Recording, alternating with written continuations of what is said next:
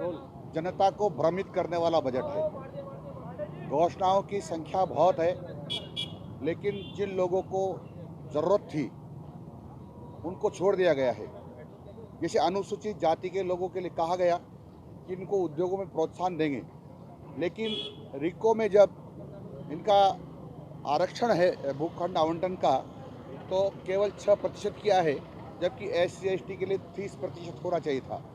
अनुसूचित जाति के, OBC के, अनुसूचित जनजाति के जितने भी लोगों को, दिव्यांगों को छात्रवृत्ति मिलती है, उनको छात्रवृत्ति पर कोई चर्चा नहीं की गई, जबकि बढ़ाना चाहिए था।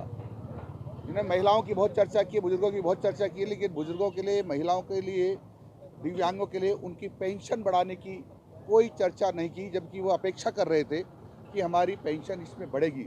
उस पर भी कोई चर्चा नहीं की गई है। किसानों के बारे में भी कहा कि हम अलग से कृषि बजट ला रहे हैं, लाए भी हैं, इन्होंने बोला भी है, लेकिन किसानों के कर्जे माफ़ करेंगे जो पिछली घोषणा थी, उस पर कोई चर्चा नहीं की गई है। चाहिए ये था कि जो पिछली बार जो भूल हो गई, इस बार सुधारते और सुधार करके सभी किसानों का सभी प्रकार का कर्जा माफ़ करना चाहिए था, वो भी नहीं किया है। जो किसानों को भारतीय जनता पार्टी की सरकार के समय से शून्य ब्याज पर जो लोन दिया जाता था 1.5 लाख रुपए तक का, उसको नहीं दे रहे हैं। अपेक्षा ये थी किसानों की, उसको बढ़ाएंगे और उसका पूरा देंगे, उस पर भी किसी प्रकार की चर्चा नहीं की गई है।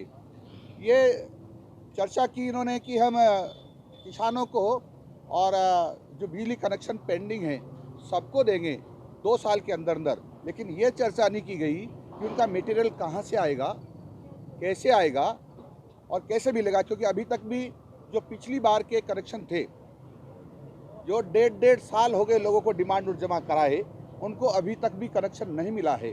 तो जनता कैसे अपेक्षा कर सकती है कि उनको कनेक्शन बिजली के दे देंगी? ये केवल थोथी घोषणा है। ये इन्होंने आयुर्वेदिक औषधालयों में, यानी जो आयुर्वेदिक चिकित्सा है, उनकी दवाइयों को निःशुल्क न किया है, न जांचों को निःशुल्क किया गया है। जो सुविधा आसानी से मिल सकती थी, जो दवाइयाँ साइड इफेक्ट्स नहीं करती है, जो बीमारियों को नहीं बढ़ाती है, उनके बारे में किसी प्रकार की चर्चा नहीं की गई। अपेक्षा ये थी आयुर्वेद में विश्वास करने वालों का कि आयुर्वेद की दवाएं भी निःशुल्क दी जाएगी, लेकिन उस पर किसी प्रकार की चर्चा नहीं की गई। अपराध लगातार बढ़ रहे हैं, बलात्कारी घटनाएं बढ़ रही हैं, अतिक्रमण की घटनाएं बढ़ रही है, भूमाफिया बेलगाम हो रहे हैं। जनता की अपेक्षा ये थी कि भूमाफियाओं पर शिकंजा कसा जाएगा, तस्करों पर शिकंजा कसा जाएगा, बलात्कारियों पर शिकंजा कसा जाएगा, और उसके लिए ये प्रावधान लाया जाएगा, एक चर्चा की जाएगी कि उनकी सारी संपत्तियों को हम सरकार में समाहित करके, नीलाम करके सरकार में समाहित कर लेंगे। उसके ऊपर कोई चर्चा नहीं की गई है।